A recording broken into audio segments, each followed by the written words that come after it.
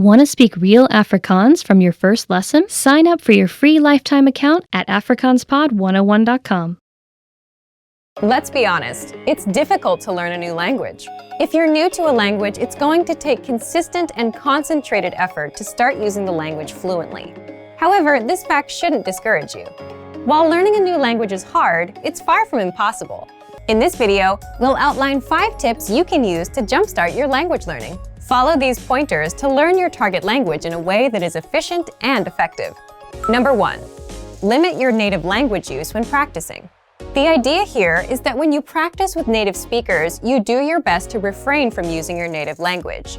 This is generally harder the less you know, but if you can manage to stick to this rule, you'll reap some huge rewards. If you commit to a no native language practice session, it's not going to be easy. Most likely, there will be some frustrating, if not painstakingly difficult moments where you either have trouble understanding the person you're talking to or you can't say what you want to say. It's precisely in these moments that your language learning muscles are built up to capacity. The process really isn't all that different from working out in the gym. Just replace the physical burn of lifting weights for the mental burn of thinking in a new language. In the end, if there's no pain, there's no gain. Obviously, this no native language rule doesn't have to be written in stone. There are times when it's more beneficial to break out of the target language box and have something explained to you in your native language. However, this should definitely be the exception rather than the standard. Number 2. Have set times to practice speaking throughout the week. Now that we've discussed a good way to practice speaking, let's delve a bit into when to speak.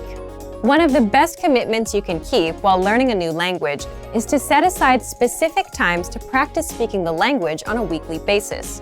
Ideally, these speaking sessions are on set days at specific times and form part of your weekly routine. If you don't make it a point to set aside specific practice times, you run the risk of your language practice falling through the cracks of your busy schedule. I recommend writing down your practice times and hanging it somewhere you can always see it. You could also input the times into your phone and set an alarm.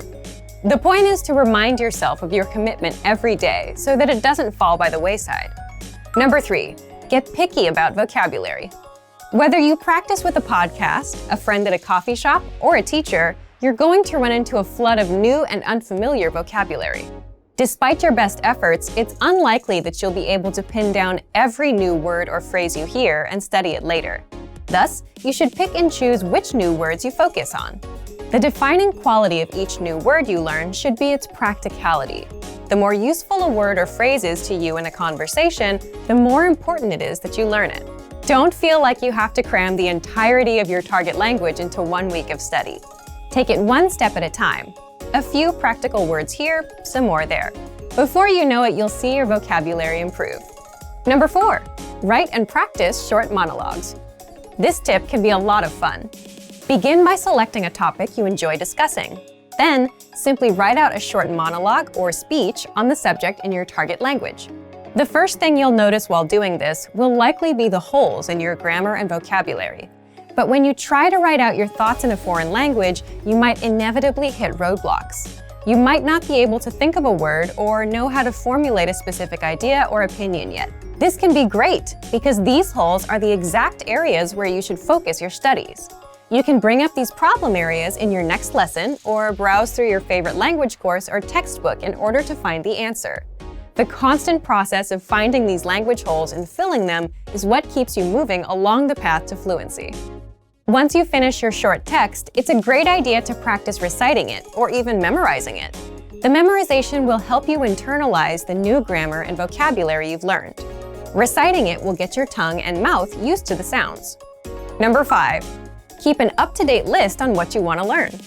Throughout your studies, you should always have a sort of language shopping list. As you practice and study, you will most likely come across things you'd like to be able to say, but don't know how to yet, especially if you follow our previous tip. Write this wish list down. It's one thing to learn the vocabulary you pick up via a course or podcast, both of which are great. It's a bit different when your vocabulary gets personal. Learn the words that matter to you, either because they're practical or because you simply find them interesting. The more relevant the vocabulary, the more likely you are to retain it. Some people might tell you it's impossible to learn a new language for whatever reason, but it's important to remember that the way you study and engage with a language greatly affects how quickly or effectively you learn it.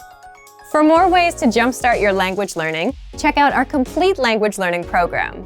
Sign up for your free lifetime account by clicking on the link in the description.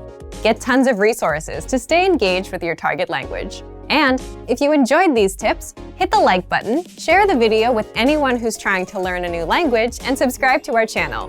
We release new videos every week. I'll see you next time. Bye! Want to speed up your language learning? Take your very first lesson with us. You'll start speaking in minutes and master real conversations. Sign up for your free lifetime account. Just click the link in the description.